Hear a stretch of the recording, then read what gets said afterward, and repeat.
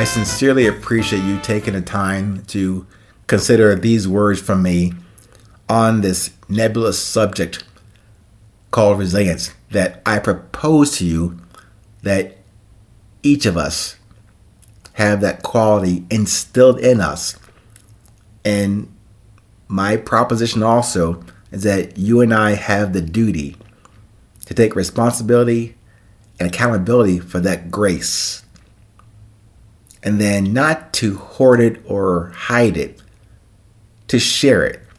Yes, there will be people out there who will reject, resist, or scoff at you having the nerve to share your resilience. But keep in mind, what I mentioned over and over about purpose and message, we each have that unique thing we were brought here to do.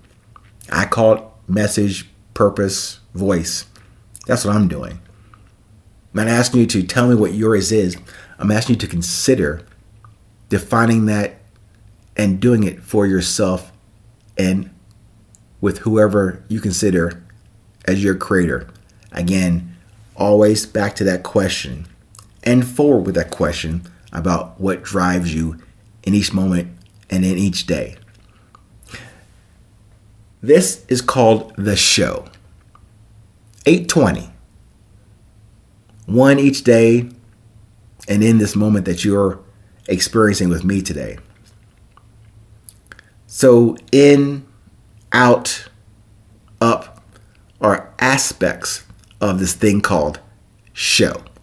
Like show in, show out, show up. I would like to expound just a bit on the reason for the title and those perspectives of the word show. Remember this in the a race car event or a horse race. Typically have a win, place, and show position at the end of the race, where third place ain't so bad in that analogy. If there was a daily global race to compete in or to measure yourself against each other or conditions, I guess it'd be a good way to look at that word, third place, the show. But as stated before, you have no competition or substitute of you and your purpose and your message for your voice. And certainly never with or against yourself. Nor can you win or place in that imagined contest with yourself or with others. This thing called life is not even a game. This is an actual journey that I propose we embark on with and through this thing called resilience. Just show up every day and moment with your defined and committed best as if it could be your last opportunity. Now, for the end part. I may have alluded to the work and necessary maintenance to apply your definitions, your questions, your models, your examples, your tests and trials, and lessons learned on your own journey. That's all inward efforts, all about patience and the thing called presence. To ask those original questions without seeking or begging for the answer, and also remaining open to that portal to respond in ways perhaps indirectly to your commanding question. That self-discovery, that thing is often what I refer to as these topics about resilience, the book about resilience. It's not about self-improving yourself. It's about self-discovering what's already inside of you. I know it's not a very sexy or outwardly showy, entertaining approach, but that's the point. This inward work, the work you continue to do under your surface, under the hood, as they say.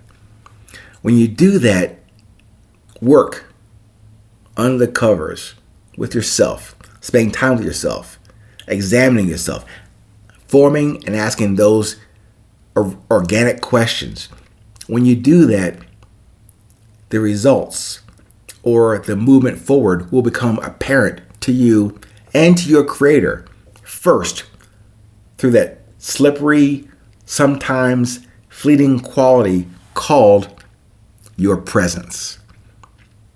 You do that with or without a crowd of people to applaud or to heckle you. So lastly, for the out part of this show thing, I do not agree to that intent or objective for the subject of resilience, showing out.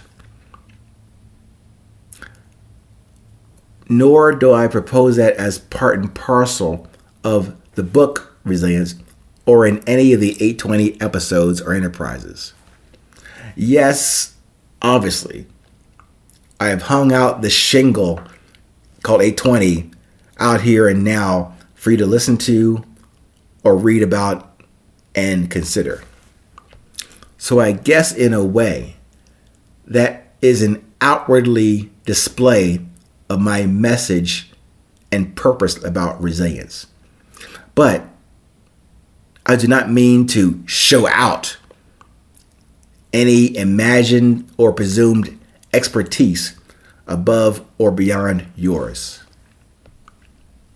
But I only want to share and take the time to share my personal observations and then to communicate them to you with a presumption, my presumption of our agreement on a common need and common competency of resilience. And doing that internal work and introspection will do great things for you and I as individuals, maybe even as individual hermits, if we have an aversion to people. I hope not, because we have to meet. Like right now, we're meeting verbally and electronically, but we have to meet. We can't remain hermits in this work we have to do in this life. I've also stated before that the insistence for the very existence of you and I here and now should be a reason for us to keep doing this, to meet. The insistence from our respective God, Allah, higher power, universal subconscious mind, universal subconscious heart, that requires us to meet.